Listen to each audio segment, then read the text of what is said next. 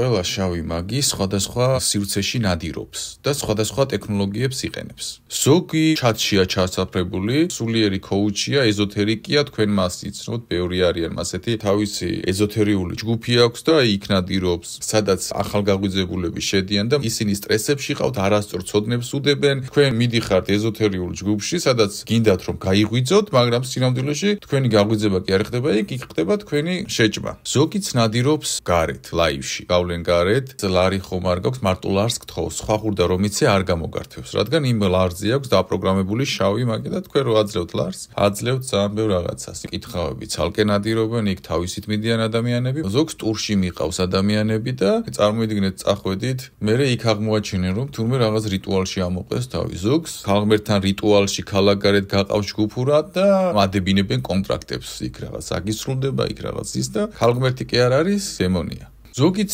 ლაივ საერთო მედიტაციებში ნადირობს. ლაივში ჩართულია და იქიდან რომელიმე ადამიანებს აფერმაციებს უგზავნის. ესეთი მედიტაციები ტირილით და ყბის კანგალით მთავრდება. ორი სხვადასხვა ადამიანი მოსულა ერთი საერთო მედიტაციიდან, რომლებიც ერთმანეთს არ იცნობდნენ და ორივეს ერთი და იგივე სიმპტომები ჰქონდა. და ესეა. საერთო მედიტაციებში ნადირობენ ადამიანებზე. მოკლედ, ზოგი სადნადირობს და ზოგი სადნადირობს. მაგრამ ამათ შორის გამოირჩევა ერთი განსაკუთრებული განსხეულებულ მუქ მტაცებელთა სახეობა. რომლებიც ერთი შეხედვით რთული გასაგებია თუ რას აკეთებენ. და ეს სახეობა არის მუქი რომეო და ჯულიეტა. ეს არის მტაცებელთა სახეობა, რომლებიც ქალვაჟურ ურთიერთობაში ნადირობენ. ჯერ პოულობენ ეზოთერიულ ჯგუფებში და მათი საერთო საბაზისო კითხვები არის ენერგიაზე გეკითხება. და მათი კითხვები ძირითადად ამას ეხება, რომ შენი დაბადების რიცხვი მითხარი, ეს მითხარი და ადგენს იქ ზომავს რა ენერგიები გაქვს და არკვევს თქვენ ენერგეტიკულ ძალას. რაოდენობას. როგორც კი უკვე მიხვდება, რომ თქვენ გაქვთ დიდი ენერგია,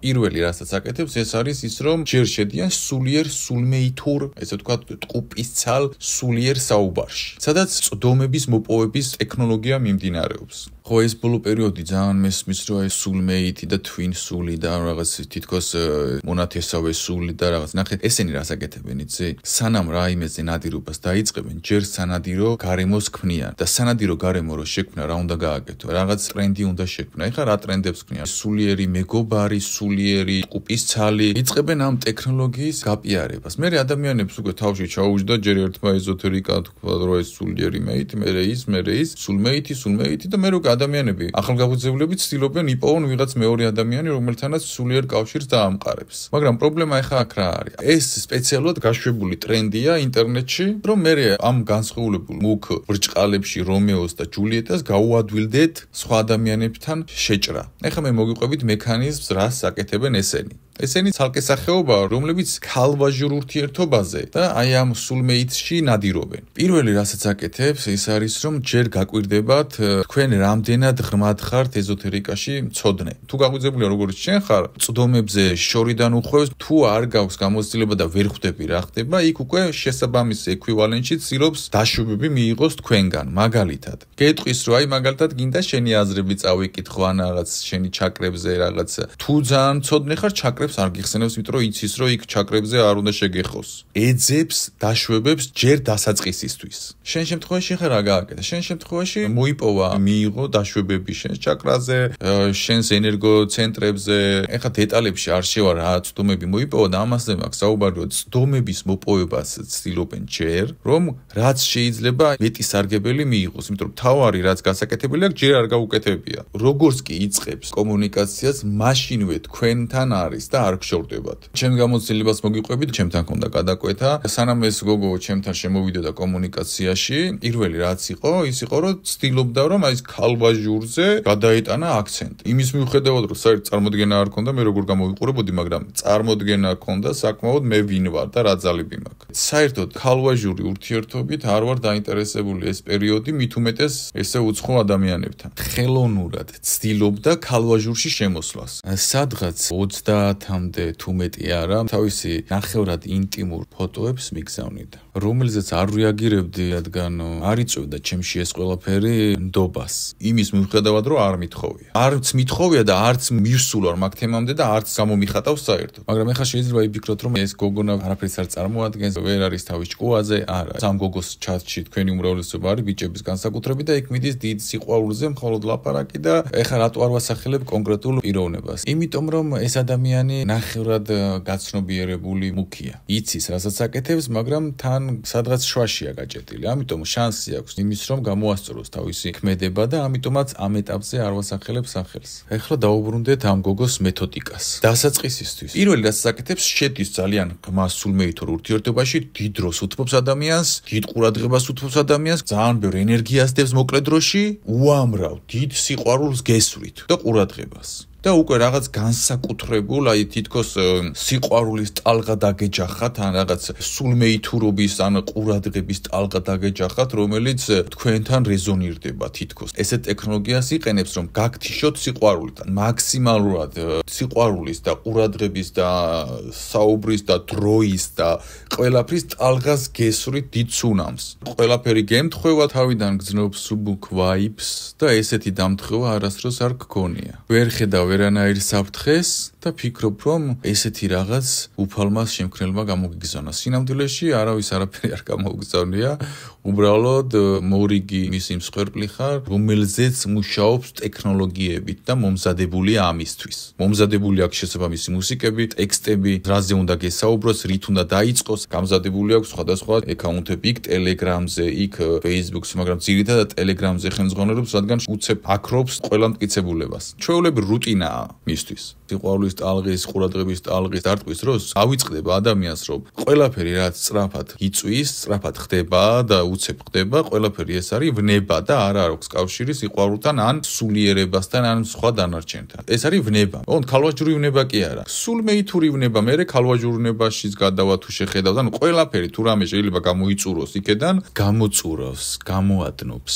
ეხლა რას აკეთებს ეს გოგო? ეს გოგო შედის მოკლე ურთიერთობაში, სიყვარული ტუმბავს ამათ, როგორც კი იგრძნობს, რომ უკვე საკმარისად დაიტენე და შენი სიყვარულის გენერირებას ახდე, მის მიმართ უკვე ღრმა გენერირება და ყისიერად წკაპ. ქრება და ყველაფერი გეშლება მთლიანად. რაღაც სულერური მიზეზით ისე რომ პასუხებს არ გიტოვებს, წავიდა გაქრა. მაგრამ სანამ გაქრება რას აკეთებს? სანამ გაქრებოდა, სანამ ამ ყველაფერს დაიწყებდა, ეს გააკეთა რამდენიმე წუთში. დამამადა Telegram-ის ერთ აკაუნტზე, მეორე აკაუნტზე, მესამე აკაუნტზე და მეოთხე 4 სხვადასხვა აკაუნტზე უცებ მამატებს. ვერ მივხვდი ეს რატო გააკეთა. ეს ხო გააკეთა უცებ და მე მივხვდი რა ხდებოდა. სხვა ადამიანს რომ უკეთებს ეს რაღაცას, მივხვდი რომ ტოტალურად ანადგურებს. მე ვიხვდი ის რას აკეთებს. ისდაც ვიცოდი რომ ჩასახლება ქონდა, უკვე მივედი ბოლოს ისე რომ ვესაუბრე, ველაპარაკე და რა ვუყვა ამ ჩასახლებას, თვითონაც უნდათ მოშორება, მაგრამ ვერ შევი. ეხლა რა გააკეთა ამით? და შენ შემთხვევაშიც რა გააკეთა ამ ბიჭმა? მე რა თქმა უნდა არ რეაგირდი და არც ერთ აკაუნტზე რაზეც დამამატ, რატო დამამატა, იცით? იმ სხვადასხვა აკაუნტებზე უცებ რომ ჯერ ერთზე ვეტყოდი, რატო აკეთებ ესეთ რაღაცას, რატო იქცევი ესე,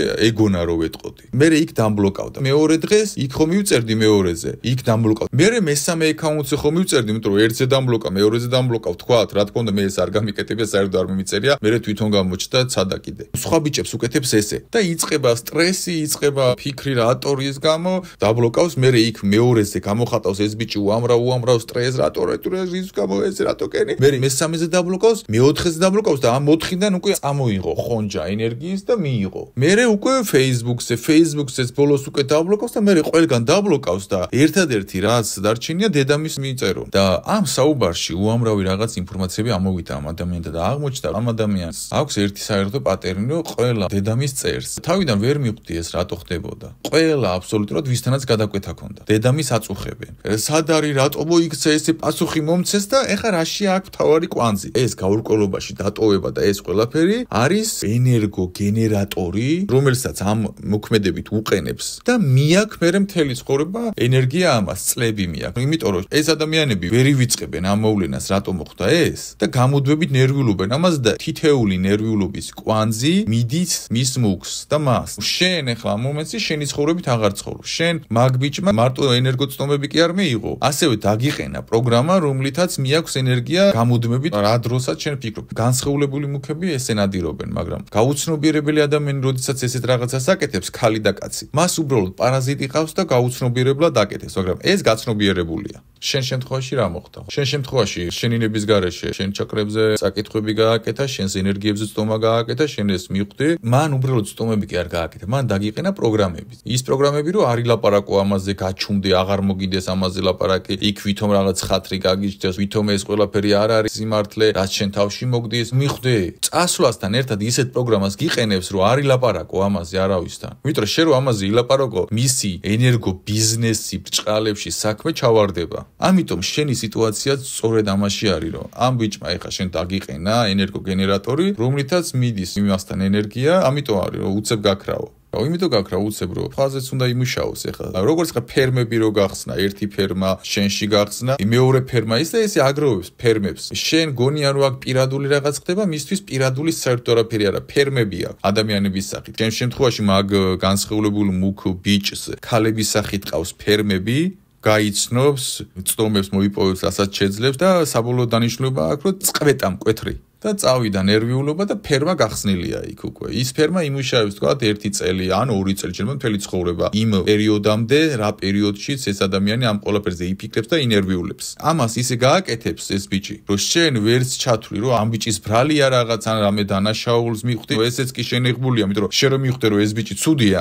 აღარ ინერვიულებ მას ეხმად. აქ მთელი რიგი ნეიროლინგვისტიკური პროგრამები ჩადება ხდება. ამიტომ ყურადღებით უნდა იყოთ ეს რაღაცაში. არავიზე და არაფერზე არ უნდა ინერვიულოთ და ესენი ყველა არიან დემონების მონები და ვინმე თუ გაუცნობიერებლად აკეთებს ამას, ისიც მონა არ არის აუცილებელი შავი მაგი იყოს. პარტნიორში ქალის და კაცის მასეთ მახინჯ რაღაცებს რო აკეთებს, ესენი არის მცდელობა თქვენში დაყენდეს დემონის გენერატორი, საიდანაც ენერგია გაიდინება მასთან. ამიტომ მნიშვნელობა არ აქვს განსხეულებული მუქი აკეთებს ამას თქვენთან მიმართებაში, ხალვაჟურში, ესეთ ენერგეტიკულ დარტყმას თუ გაუცნობიერებელი. ფაქტი უნდა გაიაზროთ ერთი. თქვენი თითეული ნერვიულობა და განცდები არის თქვენს სულში დაყენებული ენერგოგენერატორი, რომელთაც იკვებება ის დემონი, რომელმაც ეს დაგიყენათ. და ამას აქვს თავისი მიზეზი. თქვენ რომ ფიქრობთ, რომ ლოგიკა იქ არ დევს და არ დევს ასეთი ადამიანის მოქმედებაში აზრი, აი მაგ ცდებით, იმიტომ რომ სამყარო არის მთლიანად ლოგიკით. კვანტური მათემატიკაა სამყარო და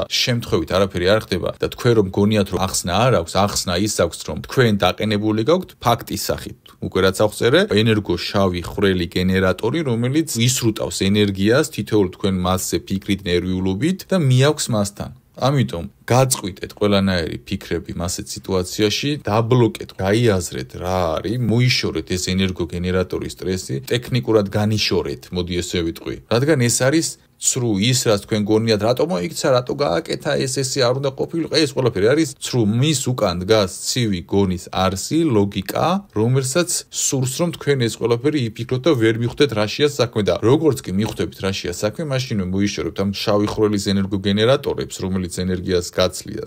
და თქვენი ცხოვრება მკვეთრად შეიძლება უკეთესობისკენ, იმიტომ რომ თქვენ რო გგონიათ, რომ თქვენი ცხოვრება ის არის, რაც ეხლა და ეს გეკუთვნით, ესე არ არის, თქვენ მეტი გეკუთვნით. უბრალოდ თქვენი ენერგია მიაქვს ესეთ მაჯლაჯუნა განსხეულებულ მუქებს, რომლებიც ესე ნადირობენ ადამიანებს. რატო არის ამდენი გულნათკენი ადამიანი? იმიტომ არის რომ ეს პროცესები მიდის იდეალური საშუალება ლამაზ გოგოში ჩასახლდე, გარეგნობას იყენებენ პირველ რიგში, მამაკაცის შემთხვევაშიც მამაკაცის გარეგნობას იყენებენ, ქალის შემთხვევაში ქალის გარეგნობას და მათს ეცილობენ რომ მიეკრან, მე მანიპულაცია გააკეთონ და მე აკეთებინონ კოშმარები, ესეთ ვიზუალურად ლამაზ ქალსა და კაცს, რომ მე ამით იკვებონ. ადამიანები რასაც აკეთებენ თქვენ ცხოვრებაში ცუდებს, ის ადამიანები მაგას არ აკეთებენ, ისინი არიან მონები, თავიანთი მდგომარეობის. ამ ყველაფერს აკეთებენ მუქები, ისინი აკეთებენ ამას და ეს რო არ მოხდეს, არ უნდა გამოკვებოთ ეს. და როდესაც ესეთი რაიმე რთული წყვეტა გაქვთ, უნდა მიხვდეთ, რომ თქვენ ამაზე კი უნდა ინერვიულოთ, უნდა მიხვდეთ, რომ არავის საკვები თქვენ არ ხართ. როგორც კი ამას მიხვდებით, მოგეშვებათ ყველანაირი სტრესები, ყველაფერი მოგეშვებათ და მიიღებთ იმ ენერგიებს, რომელი ენერგიების უკვე მოგცემთ ისეთ წინ სვლას და ისეთ გავარდნას, ესე ვთქვათ,